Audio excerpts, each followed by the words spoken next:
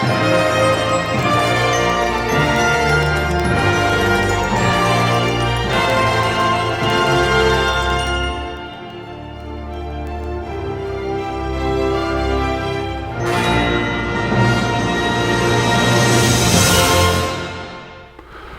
hello glue troopers, and welcome back to the TARDIS. So got a little bit of work done today. I got a few extra coats of white on the fuselage and tail of the Convair from Pegaso, and I got a little tiny bit of progress made on the Stinson, getting the wheels on it. I had plans for the Stinson, but it's not really turning out as well as I'd hoped, so I think I'm just going to finish it, photograph it, and put it on the shelf.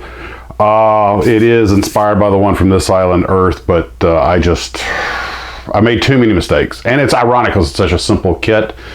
If I really want to do a serious job on it, I should have assembled the fuselage and painted everything on it before I even attached the wings. I thought it'd be easier to shoot the whole thing in gray and then put the paint on after. Well, excuse me, as you guys will recall, I forgot to prime it, which caused problem number one with all of the fish eyes and bubbles coming out of the Tamiya yellow paint. And even though I put on some thick coats and I thought I was done and it smoothed out, they still had thin spots, it still bubbled.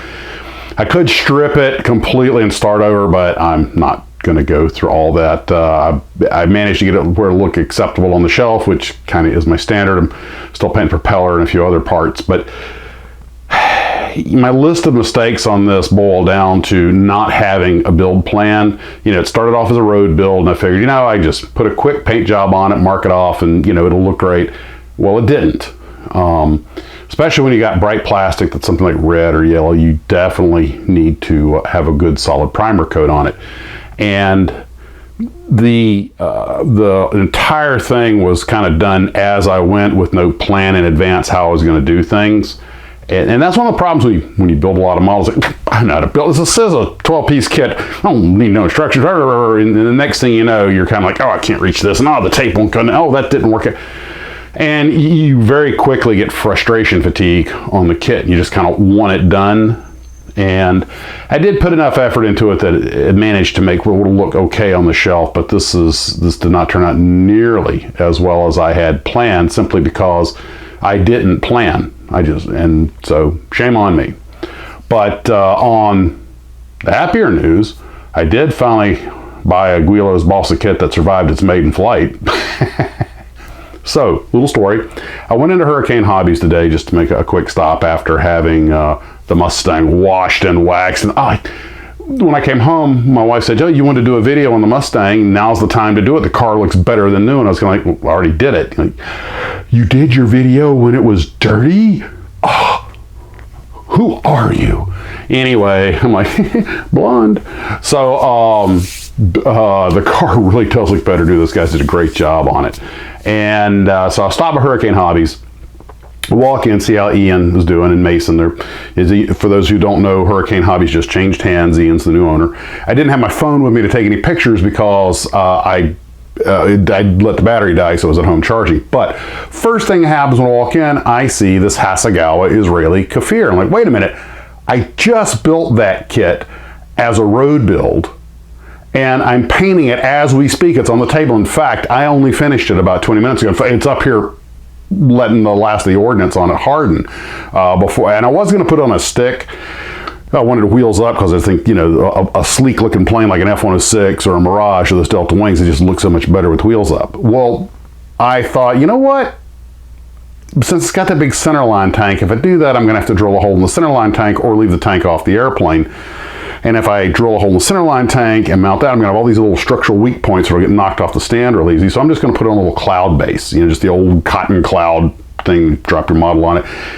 Quick and dirty way of making the plane look kind of cool and displaying it without having to bore any holes in it or anything. So that's just, it's just going on the shelf up here in the TARDIS, and I think it looks cool. And again, you do what makes you happy. So, sorry, Captain Tangent. Well, that's a semi-tangent, but I digress. The thing that shocked me was I was happy to see that kit was still in production, and they've got the new retro, new artwork box to make it kind of look retro and make it a special offering. And then I realized, holy crap, they want $42 for this thing. It cost like $5 when it came out in '79 or '80. which even converted to today's dollars, like $18. I'm like, $42? And the only thing that's different in this one is a different decal sheet. And I was just, good Lord, that's just sad. And I'm not blaming the hobby shop. I mean, they're having to pay these high prices. And of course, Hasegawa has to drag out the molds, probably making a few thousand of them. They got to get their money out of it. So, you know, kind of losing some of that economy of scale. But I was really shocked by that. For a repressing of an old kit that's nothing but a new box and a new decal sheet, that's up there. Of course, Hasegawa always has had a bit of a reputation for being kind of pricey, but they do make good kits. There's always been the Hasegawa Tamiya camps, although I think most people probably fall on the Tamiya side. So, one other thing real quick, when I came home, I realized even the old 1979 or 80 box version that I have, I noticed that the decals that are in the kit are a different color. The big visibility decals, high visibility decals, are a different color than what's on the box art. And so I guess they had several reissues or something. Whatever. Just kind of a note. We'll make that a kit alert, kit quirk alert. The old Hasegawa Kafir has different color decals than what's on the box art. And in the case of mine, they were sold. Most of them disintegrated, although I was able to salvage enough of them to make a basic, on-the-line military aircraft, not one of their fancy paint jobs. But, the green, by the way, if it looks a little off, I had found a photograph of a real Kafir that I used to paint the model as my color guide. And I was like, when I looked at the box art, I was like, man, these greens are really different. And then I realized the one I took was a picture of a museum piece that had been sitting outside in the Middle Eastern sun for 30 years. So I'm like, the line aircraft don't get polished or painted. I mean, yeah, they'd fade. Go on with it. Making it what I want it to be. Ha ha ha. It's a model, people. So, while I was at Hurricane Hobbies, Ian asked to pick my brain about a few models. Like, you would like my opinion on what models you should stock? Well, have a seat. So he said he was selling he was actually selling more armor and aircraft than cars. And of course, Jacksonville's a Navy town, so you get a lot of push for militaria. He said he was selling a lot of tanks, and I was like, well, my personal opinion is 1/35th scale World War II armor is probably going to be your best seller. Aircraft, I would definitely make sure if you can get the PA Poseidon or the P3s that are based here in Jacksonville. I'm sure a lot of guys will be interested in that. Maybe get a couple of more modern U.S. Navy ships. And of course, you can't go wrong with the F-18s and F-14s because they're F-18s and F-14s. So those were my suggestions. And he asked about what about here over on the sci-fi kaiju wall. And I was like, okay, first off, my humble opinion, first thing, anything with the name Godzilla, stock it, you'll sell it. Then, of course, King Kong, Ghidorah, that sort of stuff's also popular. He was not having a lot of success selling a few other things. Like, yeah, those are kind of oddball stuff. I recommend he might make sure to carry some stock of the Big Daddy Roth and Tom Daniels stuff, because that's still popular, although he has some of that. So that was my opinion on models, or given what little feedback he had. I also asked him if he ever considered holding like a model contest or model show, just to, sort of get people into the store. And he was like, oh, that's but he needs a couple of months to get his feet on the ground. He's just taking the place over. He's building up the stock and everything. So maybe I can help him down the road with that. I actually don't know how to run one of those.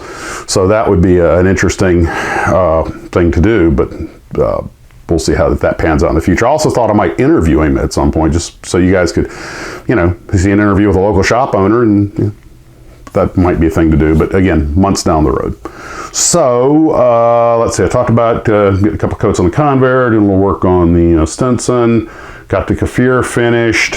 I really want to get cracking on the Pibber, but I've kind of put it aside because I need to get cracking on my airliners and my Canadian build. They're all sitting there open, but they haven't really gotten going.